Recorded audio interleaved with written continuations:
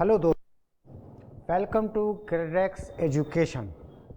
हम बात कर रहे थे सातत्य तथा अवकलनीयता यानी सततता तथा अवकलनीयता की, कॉन्टिन्यूटी एंड डिफरेंशियबिलिटी की। पिछले वीडियो लेक्चर में मैंने आपको ये बताया कि कैसे कौन सा फलन अंत बिंदुओं पे किस तरीके से सततता चेक होती है, मध्य बिंदुओं पे कैसे सततता चेक होती है और क्या सततता के पैमाने हैं।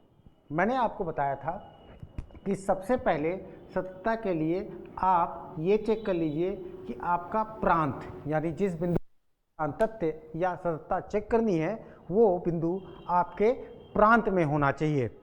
इसके बाद उस बिंदु पे आपको सीमा यानी सीमा आपको चेक करनी है और सीमा के बाद तीसरा उस बिंदु पे मान कितना है, यानी एक तरीके से ये पॉइंट इवैल्यूएशन होगा। यानी तीन बिंदुओं को आपको अपने दिमाग में बिल्कुल ध्यान रखना है। ठीक, सबसे पहला काम जिस बिंदु पर भी सततता चेक करनी है वो प्रांत में होना चाहिए। उस बिंदु पर सीमा का मतलब दायां पक्ष और बायां पक्ष, ये दोनों आपको ध्यान देना है। तीसरा उस बिंदु पे मान कितना होगा। ठीक, अगर मान और सीमा ये दोनों आपस में बराबर होते हैं, यानी यदि मान और सीमा ये दोनों आपस में बराबर होते हैं तो वहाँ पे सातत्य अस्तित्व में रहेगा, यानी वहाँ पे सातत्य होगा। बात समझ में आ रही है? तो ये बात आपको बहुत अच्छी तरीके से ध्यान देना है कि वहाँ पे क्या होगा, सातत्य होगा, यानी कॉन्टिन्यूटी एग्जिस्ट करेगी। ठीक, इसके आगे की बात करते हैं। आज मैंने कुछ उदाहरण लेने वाला था। सातत्य कितने प्रकार के सवाल हो, सातत्य लेकर के 4 प्रकार के सवाल हैं। ठीक है, और इन्हीं 4 प्रकार के सवालों पे आपसे पूछा जाएगा, यानी सातत्य की बात की जाएगी। जो पहला प्रकार है यानी प्रकार 1, पहला प्रकार में सबसे पहला काम आपको फलन दिया रहेगा और फलन की सततता जांच करनी होती है।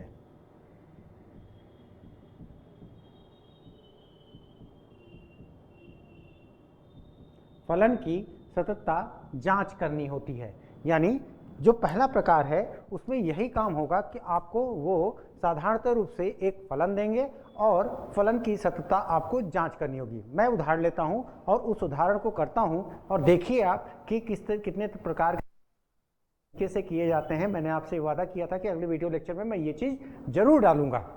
देखिए, जैसे उदाहरण, अब उन्होंने कहा कि जैसे y बराबर cos x फलन की सततता की जांच करिए। अब उन्होंने ये सवाल दिया आपको कि y बराबर cos x फलन की सततता की जांच करिए। जो पहला स्टेप लिखेंगे, सबसे पहला स्टेप लिखेंगे, वो आप ध्यान दीजिएगा। सबसे पहला काम, फलन जब आपको सिर्फ और सिर्फ फलन दिया हो तो सबसे पहला काम उसका प्रांत आप पता करेंगे। यानी सबसे पहला स्टेप यही है कि आप उसमें प्रांत देख लीजिए कि प्रांत आखिर कहाँ से लेके कहाँ तक है। बात समझ में आ रही है? तो सबसे पहला स्टेप यही होता है कि अगर आपको वो सिंपली फलन दे रहे हैं तो उस फलन का आप सबसे पहला काम करिए, प्रांत पता कर लीजिए। ठीक है, मैंने यहाँ पे लिखना चालू किया। स्टेप 1 में क्या लिखा? मैंने लिखा y बराबर cos x का प्रांत। कहाँ से कहाँ तक इसका प्रांत होगा? इसका प्रांत होगा x संबंधित है माइनस अनंत से लेके प्लस अनंत तक, यानी cos x का जब आप प्रांत देखेंगे तो वो माइनस x से लेकर के अनंत तक, प्लस अनंत तक उसका प्रांत होगा, है ना? बात समझ में आ रही? यानी x की जगह आप कोई भी वास्तविक संख्या रख सकते हैं, माइनस अनंत से लेकर के प्लस अनंत तक। ठीक, कोई भी कोण इसके अंदर आ सकता है, उसके हिसाब से ये आपको उत्तर देगा। ठीक, सबसे पहला काम। दूसरा स्टेप, एक आप जो है बिंदु मानेंगे उस प्रांत के अंदर। मैंने कहा माना x बराबर c प्रांत के अंदर बिंदु है। सबसे पहला काम, ठीक, सबसे पहले प्रांत निकाल लीजिए, फिर x बराबर c उस प्रांत के अंदर का कोई भी एक बिंदु मान लीजिए, ये अंदर का कोई भी बिंदु है, ठीक। इसके बाद सबसे पहले इसके बाद मान निकालना चालू करिए। मान f ऑफ द x बराबर cos x है, तो f ऑफ द c ये बराबर cos c बनेगा। ये आपका स्टेप 3 हो जाएगा, तीसरा स्टेप। यानी सबसे पहला काम ही करिएगा, पहले प्रांत निकालिएगा, प्रांत निकालने के बाद कोई एक बिंदु आप उसमें हैवजर्ड मान लीजिएगा, x बराबर c मान लिया, उसमें कोई एक बिंदु है। तीसरा स्टेप जा करके उस c बिंदु पे मान निकालिएगा। चौथा स्टेप, स्टेप 4, चौथा स्टेप, क्या चौथा स्टेप आप करेंगे? चौथा स्टेप, उस c बिंदु पर आप दाहिने पक्ष की सीमा और बाएं पक्ष की सीमा, इन दोनों पक्षों की सीमा पे मान निकालेंगे। तो हमने कहा दाएं पक्ष की सीमा यानी right hand limit. Right hand limit, क्या राइट हैंड लिमिट निकाल रहा हूं मैं लिख रहा हूं यहां पे limit x tends to c, limit x tends to c plus cos x, h माना, limit h tends to 0 plus जहां पे x लिखा है वहां पे c प्लस h लिख दिया। h का मान मैंने शून्य रखा और ये आपका cos c आ गया। इसको समीकरण 2 कह दीजिए और जो मान निकाला है वो समीकरण 1 में ले लीजिए, ठीक। इसके बाद आप करेंगे क्या? पहला काम आपने यही किया, मान निकाला। दूसरा काम आपने किया दाहिने पक्ष की सीमा निकाला उस बिंदु पे। तीसरा काम आप क्या करेंगे? उस पे बाएं पक्ष की सीमा निकालेंगे। तो देखिए जरा सा बाएं पक्ष की सीमा, यानी स्टेप 5 इसको आप कह दीजिए एक तरीके से। स्टेप 5 क्या होगा? स्टेप 5 क्या होगा इसका? बाएं पक्ष की सीमा यानी लेफ्ट हैंड लिमिट। क्या होगा लेफ्ट हैंड लिमिट इसका? लेफ्ट हैंड लिमिट, देखिए लेफ्ट हैंड लिमिट का मतलब limit x tends to c minus cos x, h introduce करिए, h वहां पे लिखिए, limit h tends to 0 minus, जहां पे x लिखा है वहां पे c माइनस h, यानी c से वाले बिंदु पे आप देखिए c माइनस h। h का मान अगर हम शून्य रखते हैं तो यहाँ पे दाहिने पक्ष की सीमा आ जाएगी, लेफ्ट हैंड बाएं पक्ष की सीमा आ जाएगी, और ये आप इसको समीकरण 3 कह दीजिए।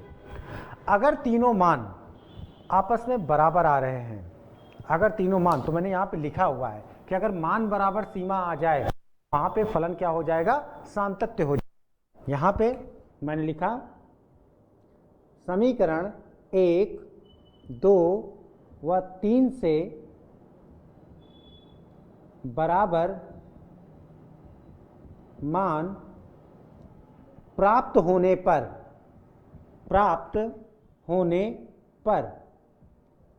फलन प्रांत में सतत है। फलन प्रांत में क्या है? सतत है। फलन प्रांत में क्या है? सतत है। फलन जो है वो हो जाएगा, सतत हो जाएगा। फिर से मैं एक बार रिवाइज करता हूं।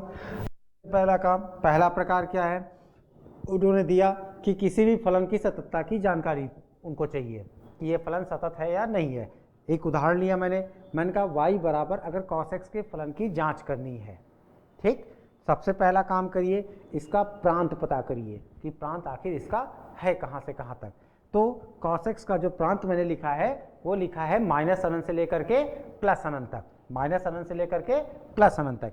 इसके बाद x बराबर c, मैंने उस प्रांत के अंदर कोई भी एक बिंदु मान लिया। x बराबर c, उस प्रांत के अंदर मैंने एक बिंदु मान लिया, ठीक।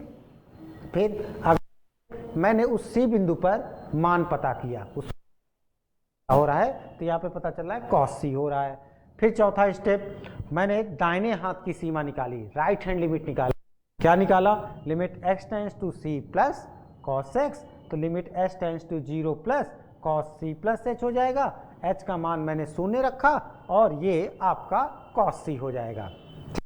ऐसे ही फिर मैंने बाएं हाथ की सीमा x tends to c minus x, जहां पे मैं जा करके उसको c माइनस h का मान मैंने शून्य रखा, ये cos c आ गया। अब समीकरण 1, 2 और 3 इन दोनों का मान चूंकि बराबर प्राप्त हो रहा है, अतः निष्कर्ष ये निकलेगा कि फलन अपने प्रांत में सतत है। फलन अपनी प्रांत में क्या है? सतत है। ये बात समझ में आ रही है?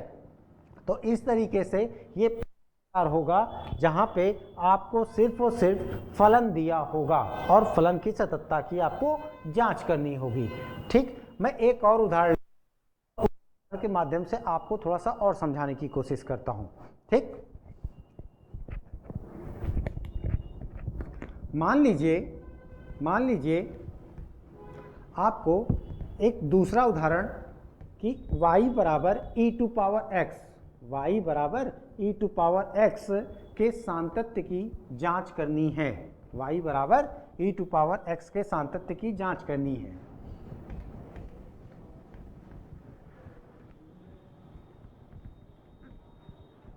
बस एक मिनट, इसको मैं थोड़ा सा मिटा दूं, इसके बाद फिर मैं आपके लिए अगला उदाहरण लेता हूं।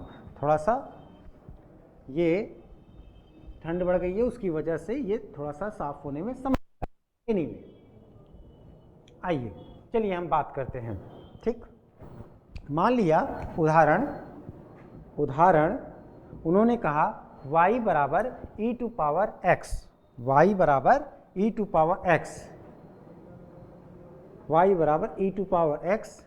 के फलन की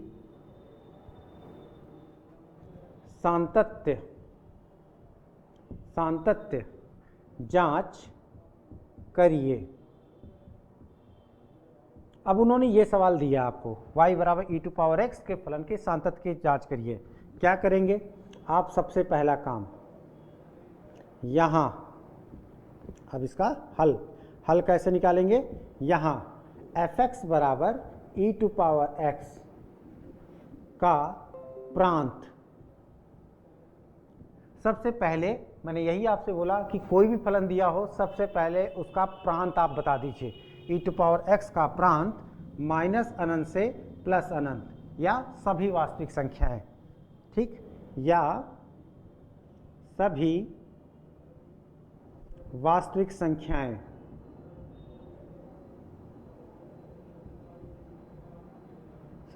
संख्याएं, यानी r रियल नंबर। ठीक, r है। इसके बाद आप क्या करेंगे? उस प्रांत के अंदर कोई भी एक बिंदु मान लेंगे। माना x बराबर c प्रांत के अंदर कोई बिंदु है,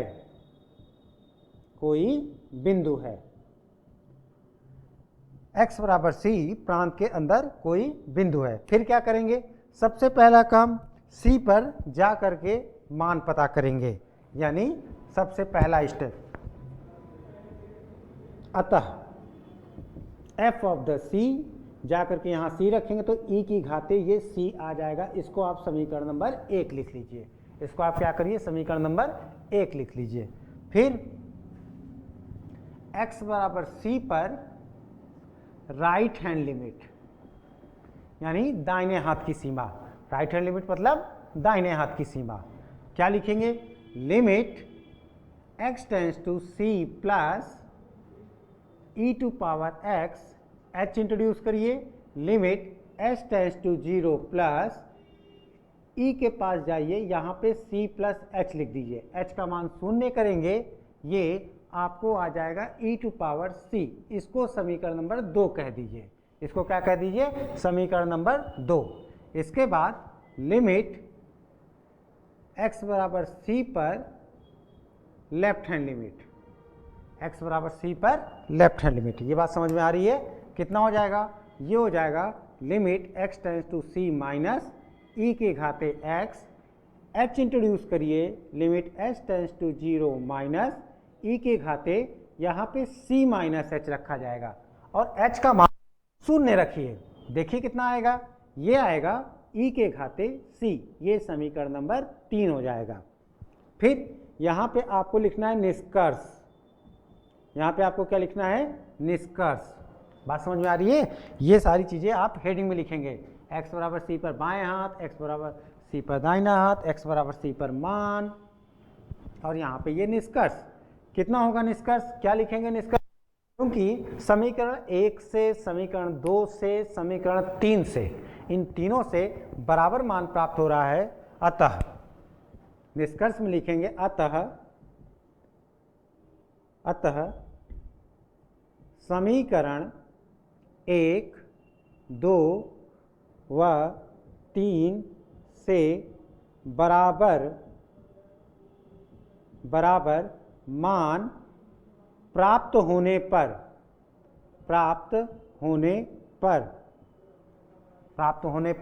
क्या होगा? प्राप्त होने पर सिंपल लिखिए, फलन प्रांत के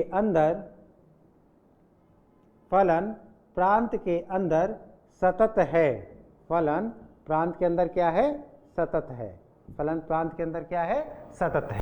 ठीक, तो इस तरीके से आप वहां पे प्रदर्शित करेंगे तो पूरा का पूरा नंबर आपको मिलेगा। ठीक है, तो आज का वीडियो इतना ही, प्रकार 1 पे था।